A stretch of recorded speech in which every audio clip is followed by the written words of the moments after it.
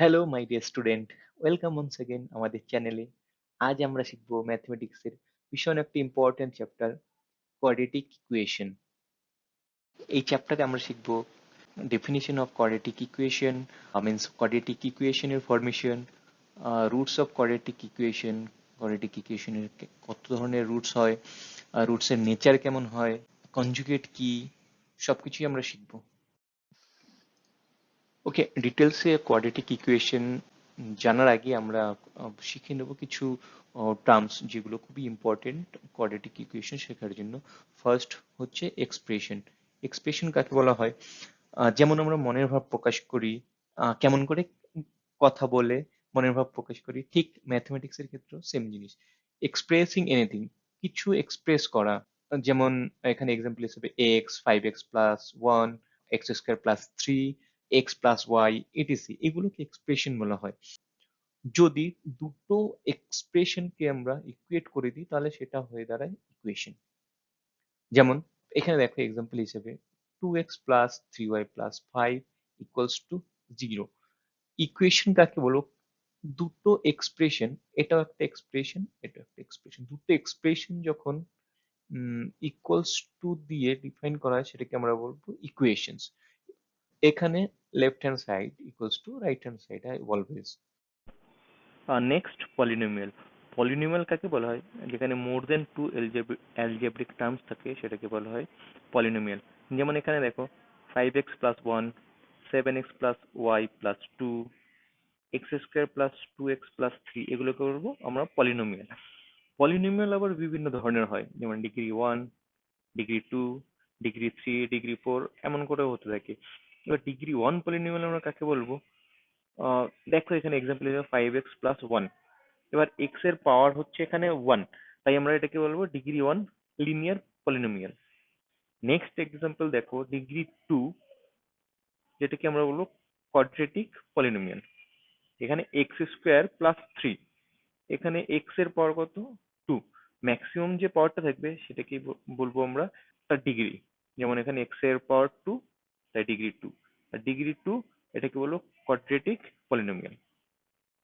Expressions, quadratic expression কাকে বলা হবে? A X square plus B X plus C, এই ফর্মে থাকলে সেটাকে বলা হবে কোয়াড্রেটিক এক্সপ্রেশনস। এক্ষেত্রে সবসময়ের জন্য মনে রাখতে হবে এ নট ইকুয়ালস টু জিরো হবে। এ যদি জিরো হয় তাহলে কি হবে আমরা একবার দেখে নিই। এর জায়গাতে যদি আমরা জিরো বসিয়ে দিই তাহলে 0 plus B X plus C means bx plus C. bx plus C এটাকে আমরা কোয়াড্রেটিক এক্সপ্রেশন বলবো না, এটা তাহলে কি হবে? x এর পাওয়ার কত আছে? 1, তাহলে এটা হয়ে দাঁড়াবে লিনিয়ার এক্সপ্রেশনস। বোঝা গেল? ওকে, এখন আমরা দেখবো কোয়াড্রেটিক ইকুয়েশন কাকে বলে। আমরা কি জানি? দুটো এক্সপ্রেশনকে যখন ইকুয়েট করা হয় তাহলে সেটাকে বলা হয় কোয়াড্রেটিক ইকুয়েশন। এক্ষেত্রে কোয়াড্রেটিক ইকুয়েশনস কি হবে? A X square plus B X plus C. ইকুয়েশনের ক্ষেত্রে কি হবে আমরা একটু আগেই দেখলাম, equation always equals to something, means এটা জিরো হতে হবে, তাহলে এটাকে বলা হবে কোয়াড্রেটিক ইকুয়েশন। মনে রাখবে এটা কোয়াড্রেটিক ইকুয়েশনের basic form, always A X square plus B X plus C equals to zero হতে হবে। নেক্সট রুট, কোয়াড্রেটিক ইকুয়েশনের রুট হয় সবসময় মনে রাখতে হবে কোয়াড্রেটিক ইকুয়েশন যত এক্স ভেরিয়েবলের ম্যাক্সিমাম যত পাওয়ার হয় রুট হবে। যেমন এর পাওয়ার আছে, এক্স এর পাওয়ার ম্যাক্সিমাম পাওয়ার কত আছে? এখানে আছে 2, এখানে আছে 1, ম্যাক্সিমাম কত? 2, তাহলে এরও দুটো রুট হবে। ধরে নিচ্ছে আলফা এন্ড বিটা। এগুলো আমরা শিখবো, পরে শিখবো কেমন করে আলফা ফাইন্ড করতে হয়, কেমন করে বিটা ফাইন্ড আউট করতে হয়। এখন দেখে নিই roots of quadratic equations. Roots কাকে বলা হয়? ধরে নাও এখানে আলফাকে বলা হবে কোয়াড্রেটিক ইকুয়েশনের রুটস। যদি এই ইকুয়েশনটাতে আমরা আলফা বসিয়ে দিই তাহলে এটা ইকুয়ালস টু জিরো হবে, মিনস ইকুয়েশনটা যেন স্যাটিসফাই হয়, তাহলে সেটাকে আমরা বলবো ওই ইকুয়েশনটার রুট। একটা এক্সাম্পল দেখে নিই। এখানে দেখো x square plus 5x plus 6 equals to zero আছে। তো সেক্ষেত্রে আহ, আমরা শিখেছি আগে, আমরা জানি ফ্যাক্টরাইজ করে কোন একটা ইকুয়েশনের রুটস বের করা যায়। যেমন ধরো এখানে x square plus 3x plus 2x, এটা ফ্যাক্টরাইজ করে এর রুটস বের করা যায়। এক্স কে কমন নিলাম, x plus 3 plus 2 x plus 3, এগুলো আমরা অলরেডি 7-8 পড়ে এসেছি। তো এখান থেকে আমাদের এক্স এর দুটো ভ্যালু বেরোলো, যেহেতু এটা একটু আগেই বললাম কোনো ইকুয়েশনের ম্যাক্সিমাম পাওয়ার যেটা থাকবে সে কটাই আমরা রুট পাবো। এখানে দেখো এখানেও ঠিক এক্স এর দুটো ভ্যালু বেরিয়েছে, -3 অ্যান্ড -2। এই ক্ষেত্রেও ঠিক আমরা সেটাই দেখলাম, একটা এক্স এর মান বেরোলো -3 অ্যান্ড -2, -3 বসিয়েও জিরো এলো, -2 বসিয়েও জিরো এলো। ইট মিনস আমরা বলতে পারি এই ইকুয়েশনটার যে দুটো রুট সেই দুটো রুট হচ্ছে -3 অ্যান্ড -2। আমরা দেখলাম কেমন করে ফ্যাক্টরাইজেশনের মাধ্যমে রুটস বের করতে হয়, বাট এখানে আমরা শিখবো মেনলি এই চ্যাপ্টারটা থেকে আমরা শিখবো কেমন করে কোয়াড্রেটিক ইকুয়েশনের রুটস বের করতে হয়, হাউ টু ফাইন্ড রুটস। এই একটা ফর্মুলা দেখতে পাচ্ছ, যথেষ্ট ভয়ঙ্কর একটা ফর্মুলা। আমিও যখন ক্লাস 9-10 ছিলাম তখনও ঠিক আমার ভয় লাগতো এই ফর্মুলাটা দেখে, যথেষ্ট ভয়ঙ্কর ফর্মুলা। ওকে, নো প্রবলেম। এটা যিনি আবিষ্কার করেছিলেন ওনার নাম হচ্ছে শ্রীধর আচার্য, তাই ওনার নাম অনুযায়ী এটাকে বলা হয় শ্রীধর আচার্যের ফর্মুলা। ও শ্রীধর আচার্যের ফর্মুলা ইউজ করে কেমন করে রুট বের করতে হয় সেটা আমরা শিখবো। তার আগে আমরা দেখিনি ফর্মুলাটা কি। অলওয়েজ মাথায় রাখতে হবে কোনো কোয়াড্রেটিক ইকুয়েশনের ফর্ম কি হয়, A X square plus B X plus C, যেখানে এ বি সি এগুলো number, A B C equals to any number and A not equals to zero. Always মাথায় রাখতে হবে এটা। তাহলে আমরা এখন শিখবো শ্রীধর আচার্যের ফর্মুলা ইউজ করে কেমন করে কোনো কোয়াড্রেটিক ইকুয়েশনের রুটস বের করতে হয়। একটু আগে আমরা দেখলাম কেমন করে ফ্যাক্টরাইজেশনের মাধ্যমে রুটস বের করা যায়, বাট এখন আমরা শিখবো শ্রীধর আচার্যের ফর্মুলা ইউজ করে কেমন করে রুটস বের করতে হয়। এক্সাম্পল 1 থেকে আমরা দেখতে পাচ্ছি এটা একটা quadratic equation, 81x² plus 81x plus 20 equals to 0। একটা কোয়াড্রেটিক ইকুয়েশনের ফর্ম কি হয়, ax² plus bx plus c equals to 0। এটা কোয়াড্রেটিক ইকুয়েশনের ফর্মেশন। হ্যাঁ, তাহলে আমরা ইকুয়েশন থেকে দেখতে পাচ্ছ a equals to 81, b equals to 81, c equals to 20। Okay, formula কি জানি আমরা? ফর্মুলা কি জানি? x equals to minus b plus minus root over of b square minus 4ac divided by 2a। x equals to minus b, b কত? 81 plus minus root over of b square কত? b আমাদের কত? 81 square minus 4, a কত? 81, c কত? 20 divided by 2a, 2 into 81। ওকে, এটা আর কিছু নেই এখানে। ফর্মুলাটা যতটা বড়, ম্যাথটা ততটাই সিম্পল এন্ড ছোট। এখানে আর কিচ্ছু নেই, এখন শুধু সিম্পলিফিকেশন করতে হবে আমাদের, আর কিচ্ছু নেই। ঘাবড়ানোর কিচ্ছু নেই, বাট আরামসে ঠান্ডা মাথায় করতে হবে। 81 plus minus under root 81 common নিয়ে নিলাম আমরা, কি পড়ে থাকবে? 81 minus 4 into 20 divided by 2 into 81। শুরুতে একদম কোনো স্টেপ স্কিপ করবে না, ভুল হওয়ার সম্ভাবনা খুব বেশি থাকবে। তাই অলওয়েজ ট্রাই করবে যতটা স্কিপ কম করা যায়, স্টেপ যত বেশি করা যায়, তাহলে ভুলের সম্ভাবনা কম থাকবে। 81 plus minus root over of 81 into কত হবে? 81 minus 4 into 20 means 81 minus 80 means 1 divided by 2 into 81 equals to minus 81 plus minus under root 81, under root 81 কত হবে? 9, কারেক্ট। আন্ডার রুট 81 কত হবে আমাদের এখানে? 9 ডিভাইডেড বাই 2 ইন্টু 81।